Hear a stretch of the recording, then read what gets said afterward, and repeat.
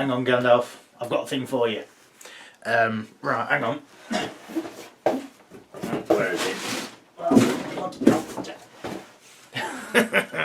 I've got the thing. Catch!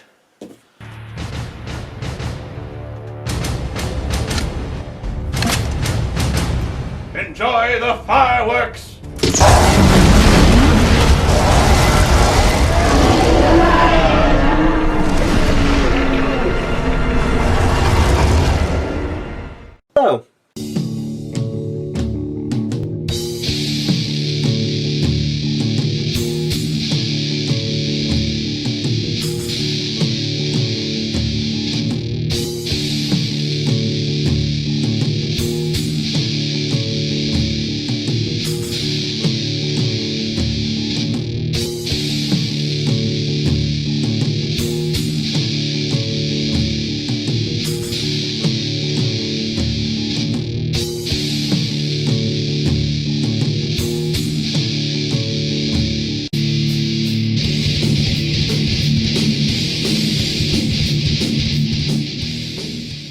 Hello. In this video we're going to look at the Halflings from the 2022 Clash of Kings book. The Halflings are, well, Halflings, some call them hobbits, some call them short people, which is weird because there's a number of different races that could be seen as short. They live in the Shires and have a working relationship with the League of Rawdigger, although calling it a working relationship is not really fair. They do help each other with food, trade, warfare and whatnot, because it's not necessarily that they're cheapest to hire, but they do have some uses that human soldiers do not. For example, because they're smaller, they can sneak their way through things a bit better. They can also help with machinery such as mortars and cannons, a lot more efficiency with their engineers. The proper Halflings, not the League of Rawdigger ones, are a lot more peaceful in a sense. They do have their own military forces, such as your knights and such like, although they're not called knights, they're called something else, which we'll get on to. You've also got your engineering areas, which they're known as tinkerers. They have gas-powered, I think they're gas-powered, I'm not sure, jetpacks. They also have your sort of rifles and war machines such as your cannons, mortars, sort of thing. They also have hot air balloons added to their army. Yeah. They also have a relationship with the nearby forest trolls. They aren't quite as stupid as the regular trolls, nor are, well, they're not quite as smart as the ice trolls. They're kind of a in-between sort of area. That's why you can see forest trolls mowing the grass for the halflings, or gathering food and whatnot, and they get a bit of food and help them out. And they've also got halflings standing on the back of forest trolls with rifles. Now, if that is not awesome, you're kind of doing something wrong. You're kind of in the wrong game. So the army special rules, there are technically two. The first one, which is Relentless, which you'll find on page 46. Once per game, when attacking a unit in melee that has currently at least 1 point of damage, the unit may reroll up to 3 of the dice that failed to hit, which is nice. This is a upgrade, and it is usually cheap for pretty much any unit. There's a few exceptions, but near enough any unit in the army can take this, and it's pretty cheap, and you're not really losing anything if you take it, really, if I'm honest. The other one is on page 62, and it is called Spell Ward. Some other units and whatnot get it as well, but it is mostly for the Halflings. All spells, both friendly and enemy, targeting this unit suffer a -1 tape modifier. Note that rolls of natural unmodified 6s still always hit. So if they're attacked by, say, an Etheric Fireball, which is always annoying, they're going to need 5 to hit, or possibly 6s if they've got stealth or in cover, which is nice. This does mean ally spellcasters are going to have a bit of a problem, but they do have a bit of mitigation, which we'll come on to. So, starting with the infantry on page 46. We've got the Braves, speed 5, melee 5, defense 4, no range stat. Regiment, 12 attacks, nerve, 12-14, 80 points. Horde, 25 attacks, nerve, 19-21, 130 points. Legion, 30 attacks, nerve, 25-27, 190 points. They've got the Spell Ward special rule. You can take Relentless for 5 points. I'd go for a Horde at least. I wouldn't go for a regiment. They're cheap. Don't get me wrong, they're cheap, but they don't really seem to be doing much else apart from being cheap to get unlocks, to be honest. That's the only reason you take them. 130 points or 135 points. I'd just take Relentless every day in the week. It's not that expensive, and you get to reroll 3 of the dice as long as you've got at least a bit of damage on you. So, not really a downside, I don't think. I mean, 25 attacks with a nerve of 19-21 for 130 points. That's nothing really. Next we have the Spear Spikes. Try and say that really fast. Speed 5, melee 5+, defense 4. Regiment, 15 attacks, nerve, 12-14, 100 points.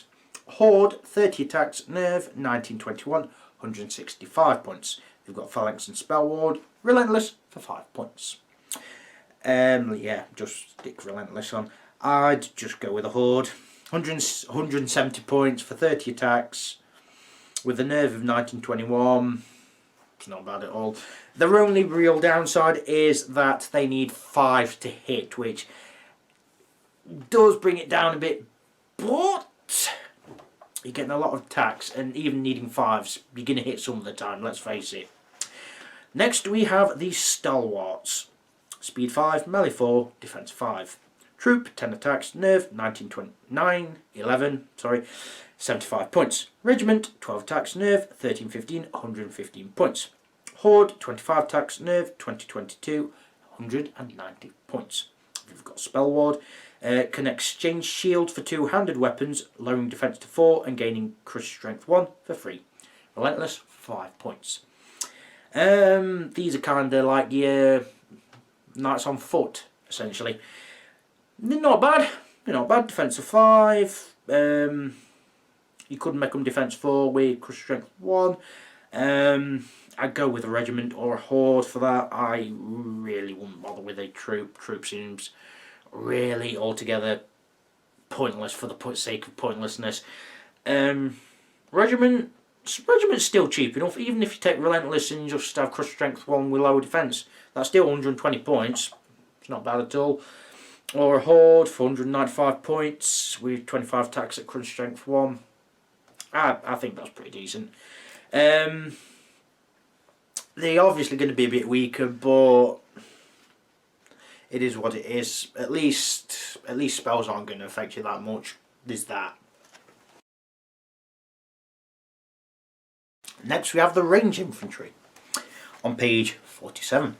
Starting with the Poachers. Speed 5, melee 4, range 5, defense of 3.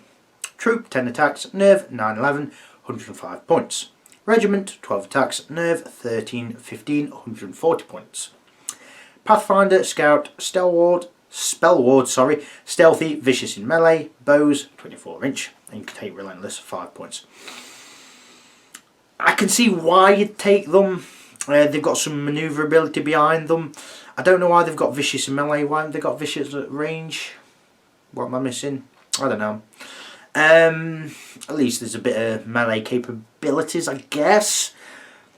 Bows at 24 inch, shooting on 5s, but you've got 24 inch movement, you've got Pathfinder and Scout, which helps with that somewhat, and stealth is always effective, especially with Spell Ward, though I hate Ifrits, and when I'm playing against demons, you're bound to see 1 or 2 Ifrits, and yeah, that's going to knacker it up so much.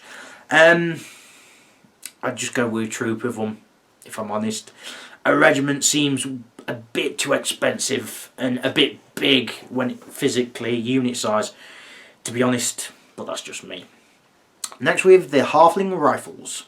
Speed 5, melee 5, range 5, defensive 3. Troop 8 attacks, nerve 8, 10, 8 points. Regiment 10 attacks, nerve 12, 14, 115 points. Horde 20 attacks, nerve 19, 21 to 100 points. Spell Ward has got Halfling Rifles, which are 18 inch range, piercing 1, steady aim, and can take Relentless for 5 points. These are kind of similar to the Poachers in how I'd take them. I'd go with a troop of them.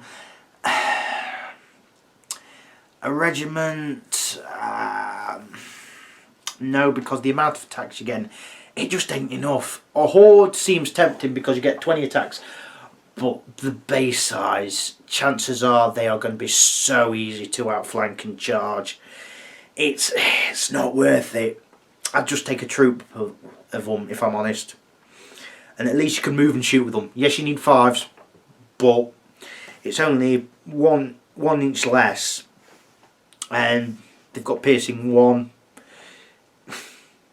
I'd go for the Halfling Rifles just because they've got that bit of punch. But saying that, you've got the extra mobility and stealthiness of the Poachers, so it's a bit swings and roundabouts. Do you want something that hits hard, or do you want something with a bit of mobility? Next we have the Cavalry, starting on page 47. First one is the Juggers, speed 8, melee 3, defense 5, no range stat. Troop 8 attacks, nerve 10, 12, 125 points. Regiment 16 attacks, nerve 13, 15, 190 points. Horde 32 attacks, nerve 20, 22, 325 points. They've got Iron Resolve, Nimble, Thunderous Charge 1 and Spell Ward, Relentless for 5 points. These are basically the equivalent to normal human knights in a sense. Hits on 3s, they've got Thunderous Charge 1.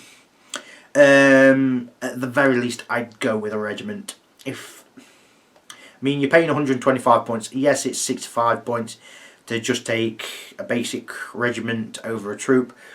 But let's face it, you kind of want a bit of nerve and you kind of want them to hit hard.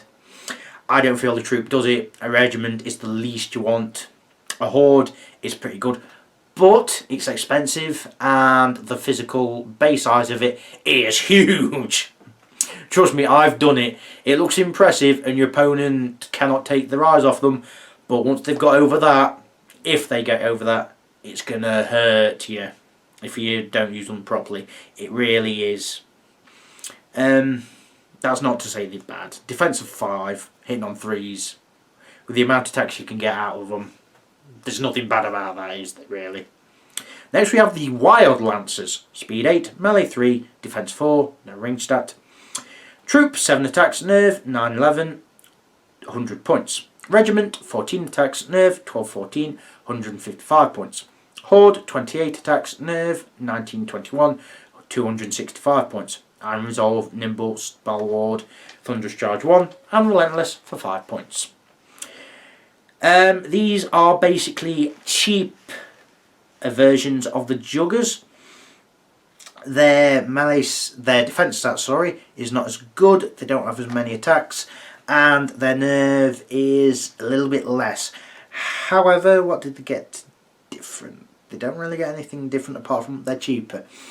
That's kind of all you're getting out of them. Do you want the Juggers but you can't afford them points wise? Then go for the Wild Lancers. They're doing exactly the same thing except they're cheaper. and their defence is a bit less. You've got to watch out for that. But it's, what, 60 points difference between a horde of wild lancers and a horde of juggers. And it's 65 points between the difference of a regiment from and troop. It's 25 points difference. I can see why you take the juggers, because their defence is pretty good, but they are expensive. And the difference in the amount of attacks is negligible at best. I'd probably go for the Wild Lancers if I was pushed, but I can see why you take the juggers. Next is the Wild Runners. Speed 8, melee 4, range 5, defense of 3.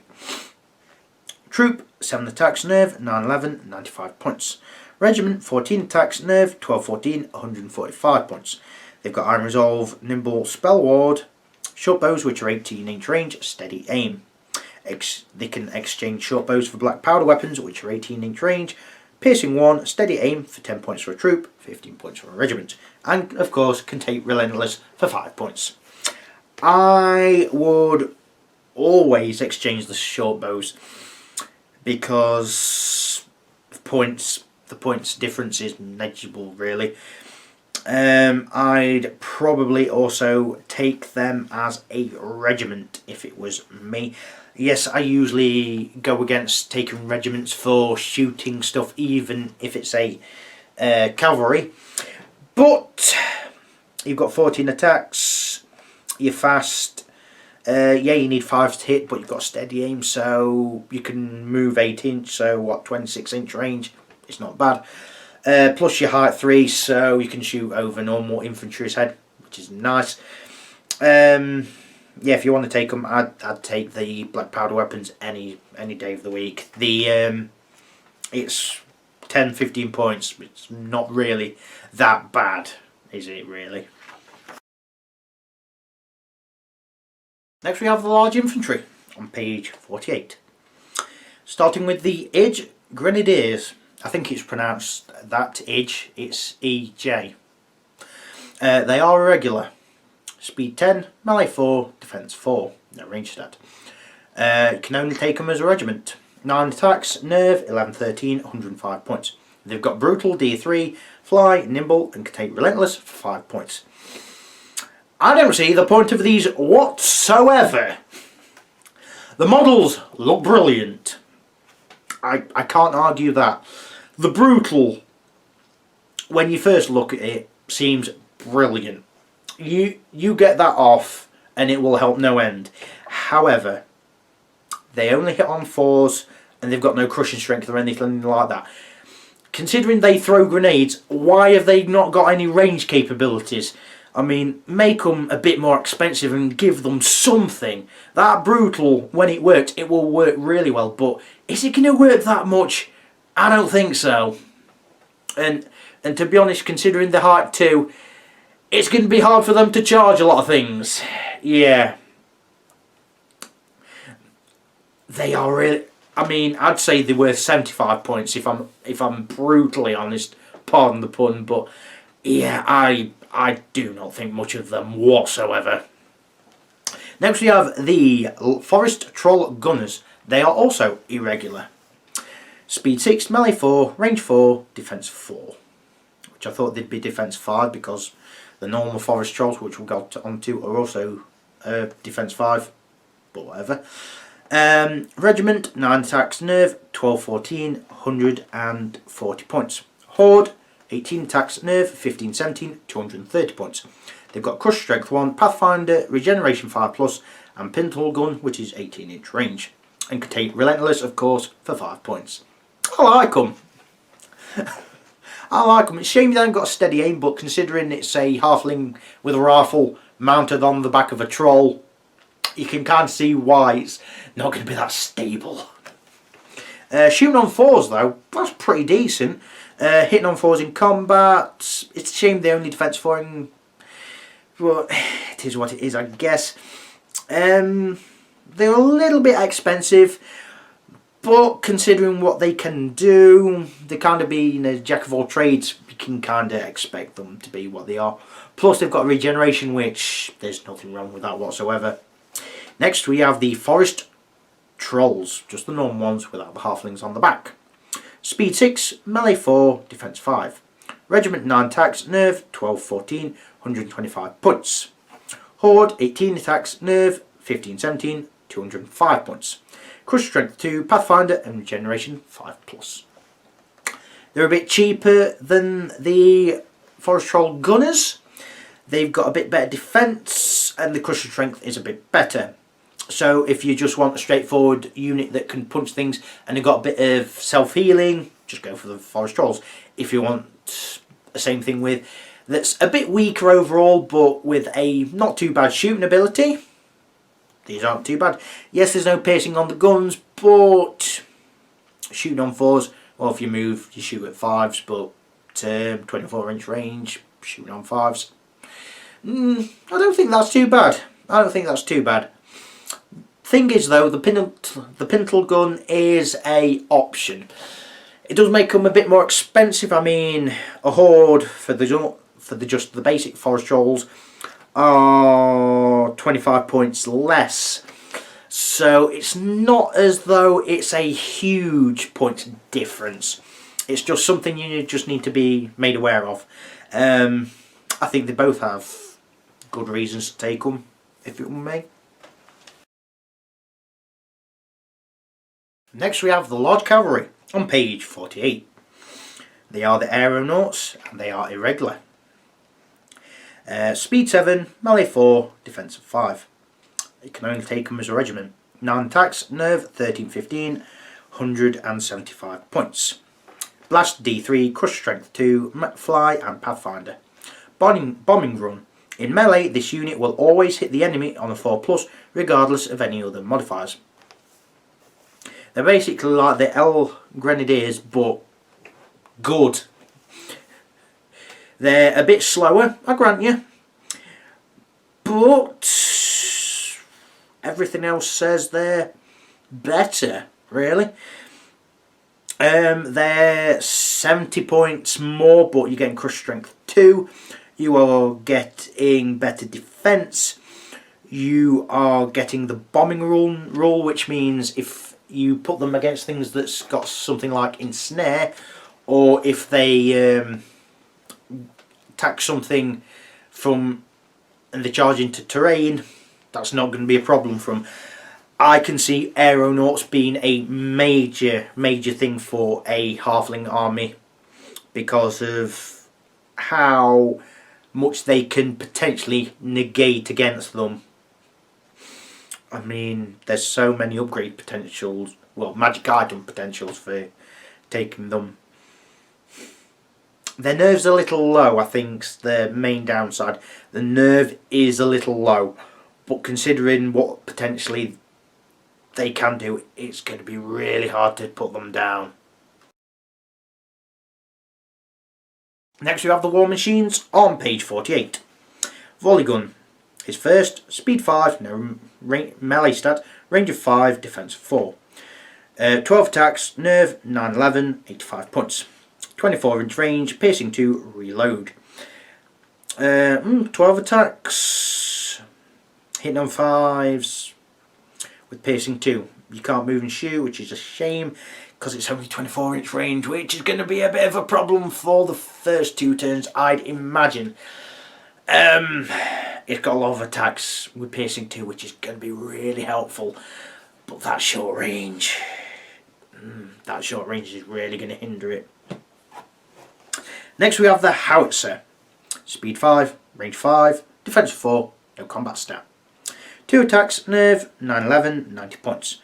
It's 48-inch range, blast D3 plus 1, ignore cover, indirect, piercing 3, reload. So it's just basically like a cannon or a harpoon gun or something, well, bolt thrower or anything to that degree. It's a standard war machine. I think they're pretty decent. They don't hit too often, but when they do hit, they cause a fair bit of damage, and you want to take at least one Maybe 2, depend on what you feel like. I wouldn't take more than 2 if it was just me, because they've got the range, and when they do hit, they'll cause some annoyance to your enemy. I like the howitzer. The volley gun, I really like the volley gun. It's just that the range is too short. Next we have the monster on page 49. It is the Harvester. It is a monster chariot. Speed 5, melee 3, defense 4. Attacks d6 plus 8, nerve 13-15, 140 points. Big shield, brutal, crush strength 1, thunderous charge 1. I don't know why it's not got regeneration, because it's basically a troll with a weird looking olden style lawnmower. We're talking not electric or petrol powered. We're talking one where it just goes along on pushing power. I'm surprised it hasn't got better crushing strength as well. But big shield means you defend 6 at the front. D6 plus 1 attacks, so minimum you get is 9, maximum you get 14. It's not bad.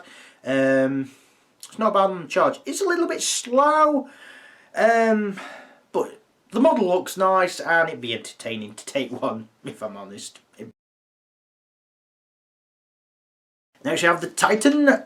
It is the Iron Beast on page 49. Speed 5, melee 4, range 4, defense 6. Attacks d6 plus 10, nerve 16-18, 210 points. Aura Spell Ward, that's a 6-inch range, which pretty decent actually. Crush Strength 2, Strider Halfling Handgun, which is 18-inch range, 5 attacks, piercing 1, steady aim, which is really decent. You can take the Pride of the Shires. You can only have 1 of these. This unit gains the Inspiring and Aura Headstrong roll for 30 points. I might consider that. You get the Inspiring and Headstrong, which can be really helpful against units that need to charge.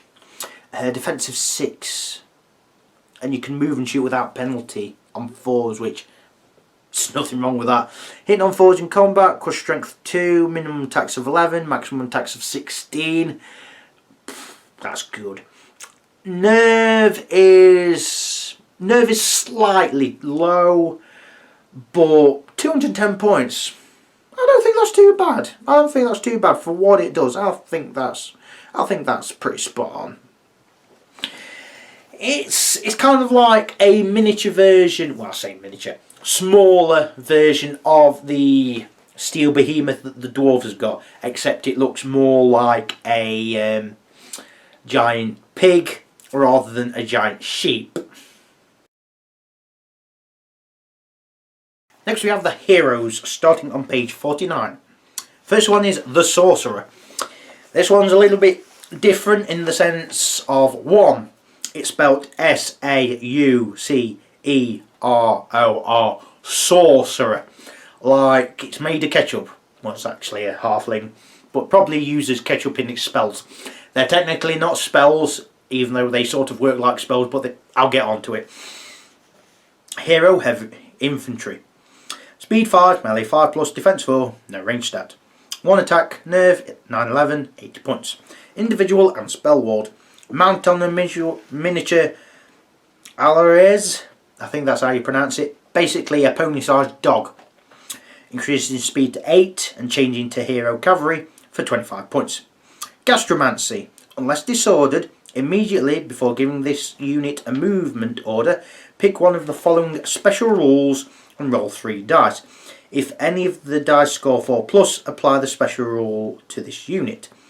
If an N value is listed in the special rule, N is the equal to the number of dice rolled that score a 4+. Okay, right, okay, I see how it works. You've got Aura, Wild Charge, and depending on how many 4+s you get, you could get Wild Charge is an extra inches in movement, and in this case it depends how many 4s you get.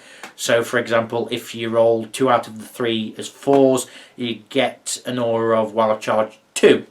For these are all for just Ravenous units only.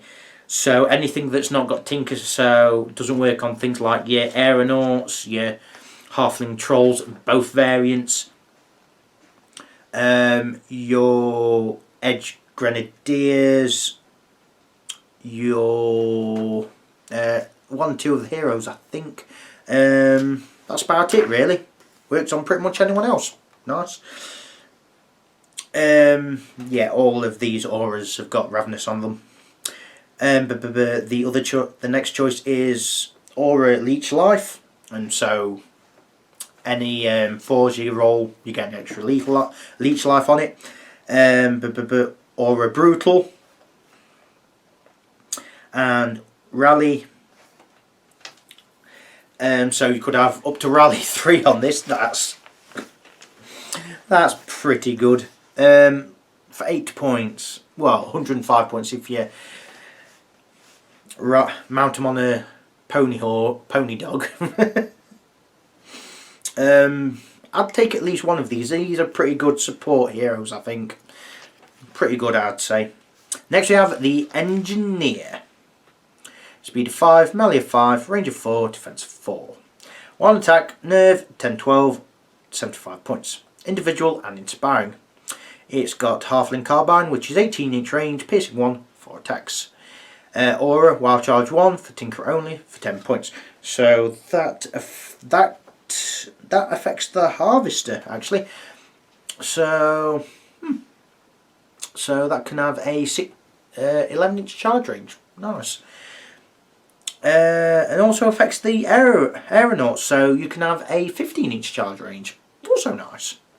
Radiant's Life, Tinker only for 15 points. Alright, so the Aura Wild Charge for Tinker only is 10 points, okay. The Radiant's Alive, you're going to have him near some of the faster units, unfortunately, and he can't take them out. It's going to be a problem. Can swap Halfling Carbine for a Halfling long rifle, losing the stats for the Carbine, gaining range attack 3+, range 24, 3 attacks, piercing 2 for 15 points. So hits on 3s or 4s if you move and shoot. You've got extra range. You've got 1 less attack, but you've got piercing 2. He's going to be an evil bugger to deal with if you do that, which I would. I'd always do that. Gadgets and Gizmos. Can only have 1 of these. After both players have deployed, nominate a single core friendly infantry unit. This unit gains the Tinkerer keyword and Iron Resolve special rule for 5 points. I can see a point why you do that. If you've got a favourite unit you think could be useful for this, for example, the Forest Trolls, you could give it the Gadgets and Gizmos thing to have the Tinkerer keyword and Iron Resolve, so that if the Aura Wild Charge is in effect and that Radiance of Life in effect, it's going to help there. I can see a point in having a few engineers, depending on how your army works. If you've got a few aeronauts, it's definitely going to be useful, I'd say, definitely. Next we have the Sergeant. Oh, the Engineer is a infantry hero. The Sergeant is a infantry hero also. Speed 5, melee 3, defensive 5, 3 attacks, nerve 10, 12, 55 points. Crush strength 1, individual, inspiring, spell ward. Mount on a Alares, I can't really say them. Increases speed to 8 and change into hero cavalry for 25 points. Gain scout for 10 points. This cannot be in addition to the mount. Eesh, shame. Gain the ranged attack bow, 18-inch range, 4+, hitting on 4s for 10 points. It's alright, I guess. Relentless for 5 points. And you can have the standard of Hodenberg. Can only have 1 of these. This unit gains the Aura Elite Melee Infantry only special rule for 25 points, which is a shame. I don't see why it shouldn't just affect anything that's got Ravenous on it, so that'd be most infantry, most cavalry, that sort of thing. I'd have thought that'd be a better option. I mean, you've got standard and you've got a mount, come on, why not? I mean, how many points is that going to be? That's going to be an extra 50, so that's going to be 105 points. if you're going to go for that, I'd have just made it everything with Ravenous, if it were me. Yeah, everything with Ravenous, just give it that. I won't bother with the bow. It's 10 points. When you hit on 4s, yeah, maybe go for the bow. It's a cheap hero, ain't it? Cheap inspiring. That's the only reason you'd take a sergeant. Next we have got the Muster Captain, hero infantry. Speed 5, melee 3+, no range stat, defense of 5. 5 attacks, nerve 12, 14, 80 points. Crush strength 1, inspiring individual, mighty spell ward. Mount on a miniature Alaraz, increasing speed to 8 and going to hero cavalry for 35 points. Relentless for 5 points. I'd probably go for the Muster Captain over the Sergeant, but if you mount him, it's going to be 115 points rather than the 8 points. There's a bit of points different, but at least you've got 5 attacks with Crush Strength 1, which can make a fair bit of difference. The Muster Captain is going to be a bit expensive, I feel. I can see a reason behind it, but the Muster Captain and the Sergeant are kind of similar. The Sergeant's got more options and can be a lot better, really. I'd go with the Sergeant over the Muster Captain if it were me, just because of the utility options. Next is the Feastmaster, heavy infantry hero. Speed 5, melee 3, range 4, defense 4. 5 attacks, nerve 11, 13, 90 points. Crush strength 1, duelist, individual, inspiring scout, spell ward. It's got a throne cleaver. Yeah, never thought I'd hear that. 12 inch range, piercing 1. It's a cheap hero. Well, it's not that cheap actually, it's 90 points.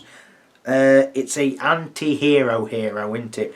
Really, you've got duelist and hit on 3s with 5 attacks, crush strength 1. That's the only reason you take it, to take out all the heroes, really. Other than that, nah, it's a bit too expensive for me. Muster Captain on Winged Alaraz, hero monster. Speed 10, melee 3, defense 5, no range stat. 7 attacks, nerve 14, 16, 195 points. Crush strength 2, fly, inspiring, iron resolve, nimble, spell ward, thunderous charge 1. It's got relentless for 5 points. You might as well get the relentless if you want to take this. Just make it straight 200 points. Let's face it. Thunderous charge. Crush strength 2 ain't bad. Hitting on 3s with 7 attacks. Defense 5. And you can fly. Shame you can't get a unit of Winged Arrows, but well, it is what it is, I guess. You've got inspiring and iron resolve, which is always helpful. If I've got points for expensive hero, I'd probably go for the Muster Captain non-winged Alres. It's pretty decent. Plus the model looks really nice. Finally, we have the Gunnery Sergeant on Troll. Hero, large infantry. Speed 6, melee 3, range 4, defense 5. 5 attacks, nerve 13, 15, 130 points. Crush strength 1, inspiring, nimble, pathfinder, regeneration 5 points. So why haven't the gunners got regeneration? Pintle gun, 18 inch range. Relentless for 5 points. I like it. It's basically just a troll character, just with a halfling on the back with a gun. Maybe. Yeah, you just take one out of the unit of troll gunners, then you can still take 2 as a regiment, and then you've got a character on its own. Brilliant. It could be a bit of a nuisance because you've got 5 attacks, but they don't have piercing. That's the problem. It's a bit expensive. How many points is a regiment of gunners? It's 10 points more. It's 10 points more to have a regiment of forest troll gunners. I'd go for them over the sergeant because you've got more attacks and they can withstand units a bit better. Next we have the unique units on page 51. Starting with Aaron Cadwalla. I think that's how you pronounce it. Mantic do have a penchant for doing weird names, especially in Kings of War. Hero, Heavy Infantry. Speed 5, melee 3 plus, defense 5. 5 attacks, nerve 13, 15, 110 points. Aura, nimble, infantry only. I really don't get that, but fine. Crush strength 1, individual, mighty, spell ward, very inspiring. It's basically a better muster sergeant. The nerve is better. You've got the aura of nimble, which is nice. You've got very inspiring, which 9-inch range for the inspiring. Can't complain at that. You get it's basically that for an extra 30 points. It's not cheap. I can see why you take this one. The very inspiring and the aura of nimble can be very helpful, but you're gonna have to have units nearby to take advantage of that. Otherwise, it's going to be pretty useless. It's a bit situational hero, but for the support benefits, I can see why you'd take them. Next we have Greedy Guts, Hero, Heavy Infantry. Speed 5, melee 3 plus, defense 4. 8 attacks, nerve, dash 16, 115 points. Crush strength 1, dread, individual, life leech 3, wild charge D3. Yeah. Even if you don't get the flank or rear bonuses because it's an individual, you're hitting on 3s with 8 attacks with crush strength 1. That your opponent might not think it's worth that much going after him, because he's not giving away that many points and just infantry hero on his own when they've usually got 5 attacks. But 8 attacks is where it usually gets serious, and you're hitting on 3s, and you've got life leech 3. So usually got a charge range of 10. With the wild charge D3, you've got a minimum charge range of 11, maximum charge range of 13. So that's always helpful. Dread's always good. I'd consider him for the potential of just aggravating and surprising the enemy. I'd give it a thought. Finally, we have Ali McSween, Hero, Heavy Infantry. She's from Dungeon Saga. You can find her in the expansion with the dragon. I can't remember what it's called. I think it's called the Warlord of something or other, but you can find her in that. There is also a master version. Don't expect me to know where that is, I'm afraid, but I think you can find her. You're just going to have to look, because I don't think Mantic sell her anymore on the website. Just going to have a look. Speed of 6, melee 3, range of 4, defense of 4. 5 attacks, nerve 11, 13, 105 points. Crush strength 1, duelist, individual, inspiring self, scout, stealthy and spell ward. Thrown daggers, which are 12-inch range, piercing. Master Thief, enemy units within 6 inches of Ali may not use their magical artifact when attacking in combat. When Ali is attacking an enemy unit in combat, she may choose to use a magical artifact held by the enemy she is engaged with, excluding one-use only items. The second bit of that Master Thief rule, I feel is a bit hit and miss, but that first bit, if you put her behind, say, a unit of trolls or something like that, that can really scupper the enemy. If they've got a good magical artifact, you just put her behind a good unit, and a lot of the time their base size won't be bigger than 6 inch, so you'll just get in there.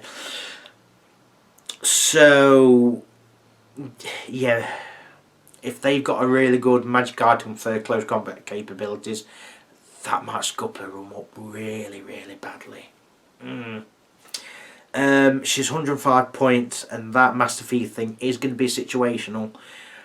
But for that, I can see why you'd take her.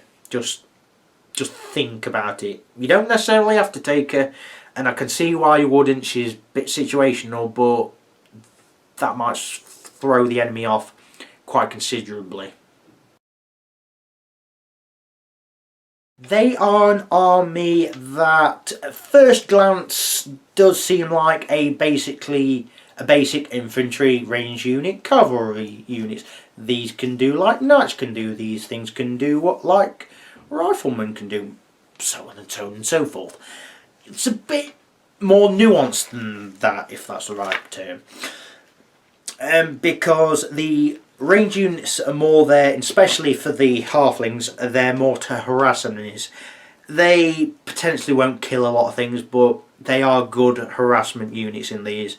And their heroes can be phenomenal support units if used correctly, especially the unique units. In most cases, I don't really look at the unique stuff because it's a bit too expensive or a bit hit and miss, but the unique units for the halflings, I can see a reason why you take them. They are situational, but I can see why you take them. They have some interesting units, very weird ones, such as the L Grenadiers and the Aeronauts. The Aeronauts are basically the hot air balloons. And the War Machines, you've got your long range one, and then you've got your short range one, so depends on what you go. I suppose if you're going for defensive position, the volley gun ain't bad, but it's just a bit short. Their large infantry can really hit hard, or you've got to bit where they can hit fairly hard with a bit of range capacity, which is nice. Their infantry isn't really anything brilliant to shout home about, but they're not bad either. They're not horrible. Plus, majority of the army, pretty much near enough everything. I don't think the trolls have got it. No, the troll stuff hasn't got it, but near enough everything has got spell wards, so if your opponent takes a lot of spellcasters, it ain't going to help them that much taking on the halflings. Also, that Ravenous, it's cheap. It's nice and cheap. So I can't honestly see anything wrong with it. Their engineers can really help tinkerer units out. Another downside is that some of the heroes that have got good support capabilities are going to need to be babysat by the units that can be affected by the abilities. So there's a bit of synergy you're going to have to work out. And also, if they can't be mounted to get the speed up, it's going to be a problem. But they can be used really effectively, and to be honest, they've got some unique stuff like the Tinkerer stuff and the Forest Troll stuff that you don't really see in Halfling forces from any company. So yeah, model wise, they're nice. I like them. You can tell the peaceful side where they don't want to go to war, but they will, and they will fight hard if they need to.